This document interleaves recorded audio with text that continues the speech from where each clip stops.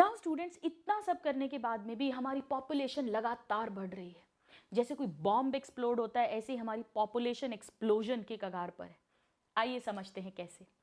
Now students, 2000 की अगर हम बात करें, 1900 की अगर हम बात करें, तो इस समय पूरी दुनिया की पॉपुलेशन 2 बिलियन थी या 2000 मिलियन, और 100 ईयर्स में यानी 2000 में 100 ईयर्स में ये 3 टाइम्स बढ़ गई। जो 2 बिलियन थी वो 6 बिलियन हो गई, यानी 100 साल लगे 3 गुना बढ़ने में, 4 बिलियन 2 से 6 यानी 4 बिलियन होने में। लेकिन जस्ट 11 ईयर्स में, जी हाँ 2011 में, ये 7.2 बिलियन हो गई है। तो आप देख रहे हैं कितनी तेजी के साथ पॉपुलेशन वर्ल्ड की इंक्रीज हो रही है। और सेम ऐसा ही पैटर्न इंडियन पॉपुलेशन में भी देखा गया। इंडिया की पॉपुलेशन पहली बार काउंट की गई थी इंडिपेंडेंस के टाइम पर, यानी 1947 में, at the time of our independence. उस समय भी हमारी पॉपुलेशन 350 मिलियन थी, रटा होना चाहिए।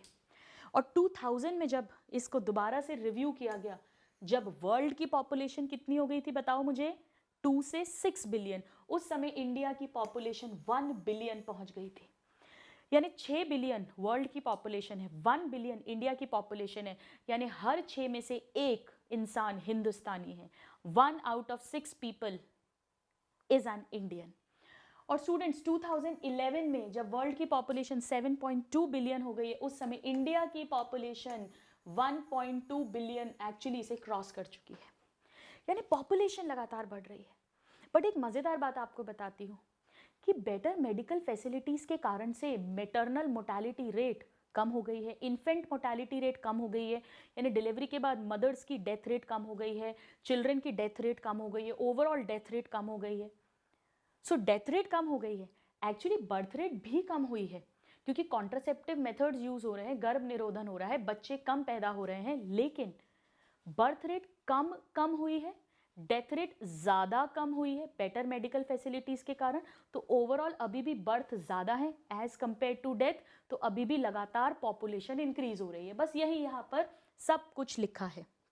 देखिएगा, रैपिड डिक्लाइन हुआ है किस में, डेथ रेट में। General death rate, MMR full form आना चाहिए, मैटरनल मोर्टेलिटी रेट यानी death of mothers after delivery, infant mortality rate यानी IMR यानी 1 साल तक के बच्चों की डेथ भी कम हुई है। इसके अलावा हम पॉपुलेशन भी, हमारी ग्रोथ रेट भी कम हुई है, क्योंकि कॉन्ट्रासेप्शन के कारण बर्थ रेट कम हुआ है। लेकिन फिर भी ओवरऑल बात करें तो अभी भी birth rate is more than death rate, और इसीलिए अभी भी हमारी ग्रोइंग पॉपुलेशन है। जिस दिन ये दोनों इक्वल हो जाएंगे पॉपुलेशन स्टेबल हो जाएगी, और जिस दिन डेथ रेट ज़्यादा होगी पॉपुलेशन कम होना शुरू हो जाएगी।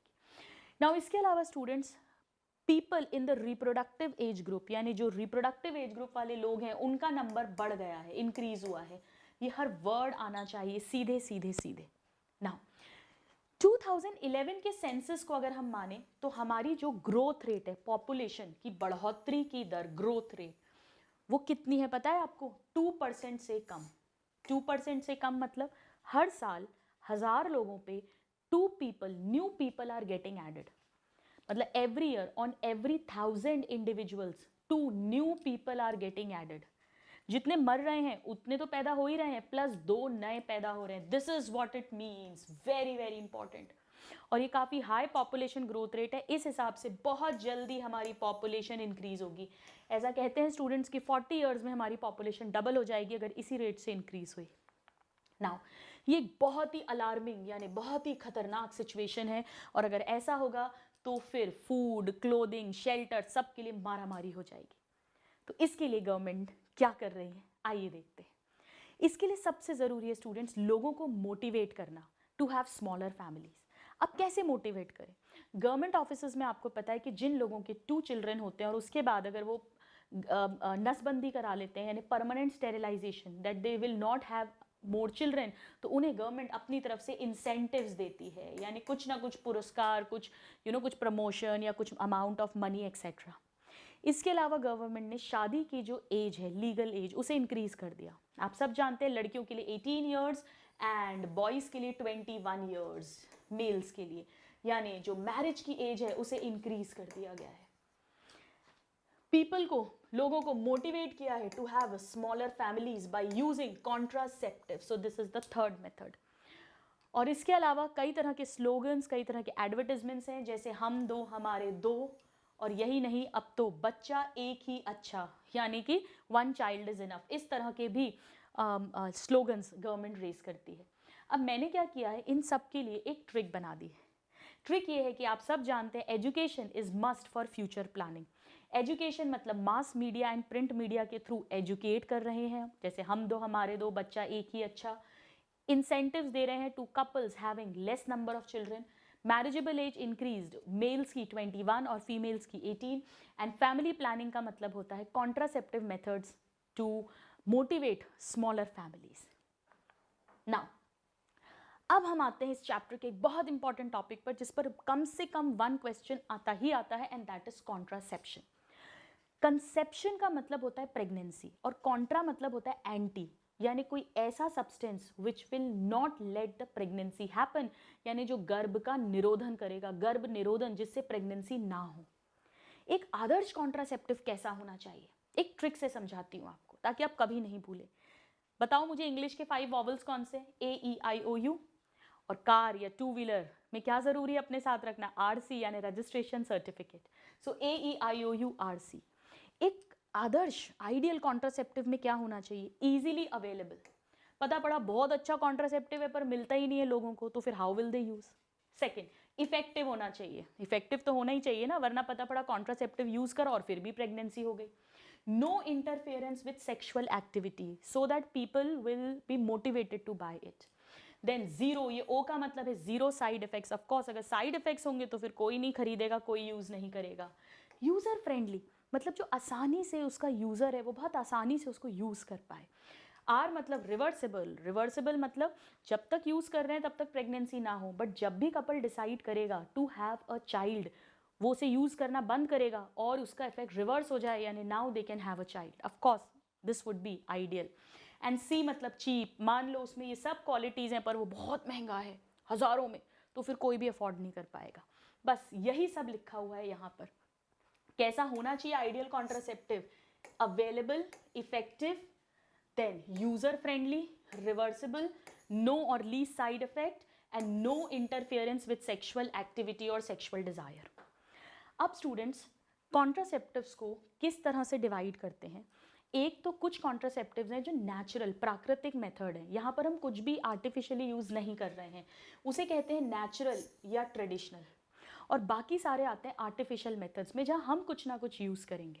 आइए समझाती हूँ. मैंने इसके लिए एक फ्लो चार्ट बना दिया है ताकि आपको बहुत ईजी हो जाए. पहले temporary contraceptive and permanent contraceptive. Temporary का मतलब होता है जैसे ही आप यूज़ करना बंद करेगा वो couple, that couple can have a child. Permanent मतलब परमानेंट स्टेरिलाइजेशन है, नसबंदी जिसे कहते हैं, इसके बाद दे will not be the method will not be reversible. Temporary में दो हो गए, नेचुरल एंड आर्टिफिशियल. अब ध्यान से समझो, मैं यही समझा रही हूँ ताकि एनसीईआरटी तो 2 मिनट की हो जाएगी. देखो नेचुरल का सबसे अच्छा फायदा ये कि ये नेचुरल है, तो यहाँ पे कोई साइड इफेक्ट्स नहीं होने वाले. इसमें 3 मेथड्स हैं जो हमें रटे होने चाहिए, वेरी वेरी इंपॉर्टेंट. पहला है रिदम मेथड या कैलेंडर मेथड.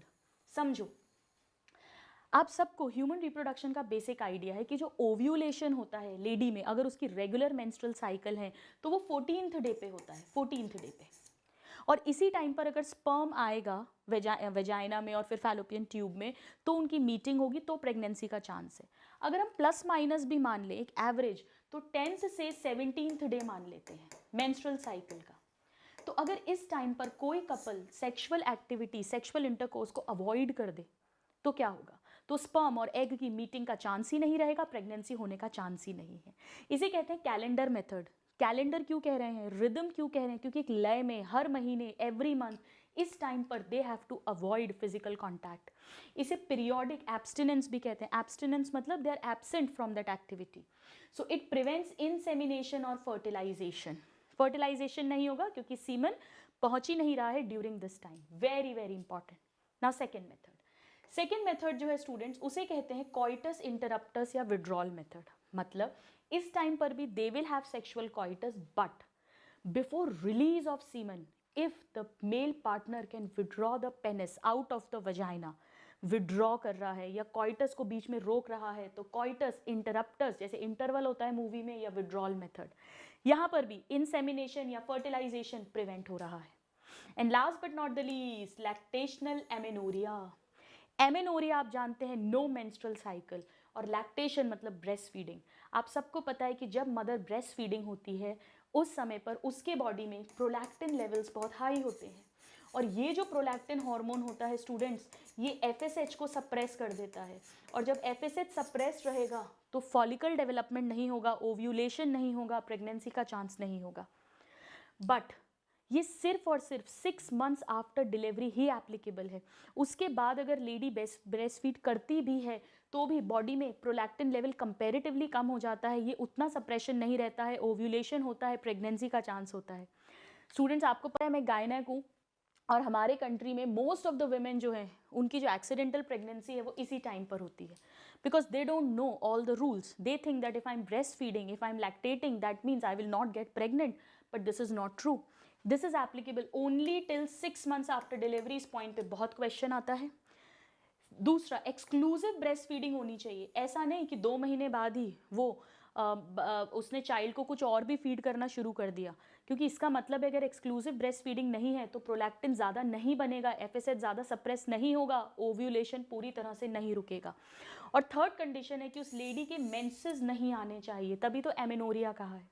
कई फीमेल्स होती हैं स्टूडेंट्स जिनके डिलीवरी के 2-3 मंथ्स बाद ही मेंस्ट्रुअल साइकिल रीस्टार्ट हो जाती है। मेंस्ट्रुअल साइकिल रीस्टार्ट होने का मतलब ही है कि ओव्यूलेशन शुरू हो गया है, FSH जो है वो सॉरी इसको इनहिबिट करेगा, है ना, FSH रिलीज हो रहा है, यानी प्रोलैक्टिन ज़्यादा नहीं है। तो ध्यान रखिएगा, ब्रेस्ट फीडिंग, लैक्टेशनल एमेनोरिया सिर्फ तब वर्क करेगा जब 3 कंडीशन है, एक्सक्लूसिव ब्रेस्ट फीडिंग, एमेनोरिया यानी no menstruation, and that also till 6 months after delivery only. और कैसे काम करता है ये, एन ओव्यूलेशन करवा के। चलो इतना अपन क्विकली देखते हैं एक बार। So let's start with the first one. Natural method में पीरियोडिक एब्सटिनेंस, कपल अवॉइड और एब्सटेन फ्रॉम कॉइटस, ये रटा होना चाहिए 10th से 17th day of menstrual cycle. क्यों? क्योंकि इसे फर्टाइल पीरियड कहते हैं। इस समय लेडी फर्टाइल है, they can have pregnancy, so they will abstain from coitus during this period ताकि कंसेप्शन ना हो ना। नंबर 2, विड्रॉल मेथड और कॉइटस इंटरप्टर्स। यहाँ पर male partner withdraw his penis from vagina just before ejaculation ताकि insemination ही ना हो, यानी semen is not released into the vagina of the female. Now lactational amenorrhea, amenorrhea मतलब absence of menstruation। ये क्यों हो रहा है? क्योंकि ओव्यूलेशन नहीं हो रहा है और इसलिए मेंस्ट्रुअल साइकिल नहीं हो रही है। पर ये तभी होगा स्टूडेंट्स जब इंटेंस लैक्टेशन हो रहा है, इंटेंस यानी exclusive lactation, maximum for a period of 6 months after delivery. Delivery को पार्चुरेशन कहते हैं। साइड इफेक्ट्स इन सभी के बहुत बहुत निल हैं, लेकिन of course chances of failure बहुत हाई हैं। पता है आपको क्यों है चांसेस ऑफ फेलियर हाई? क्योंकि इन सब में बहुत ज़्यादा स्ट्रॉन्ग विल पावर चाहिए। सो this is about the natural methods.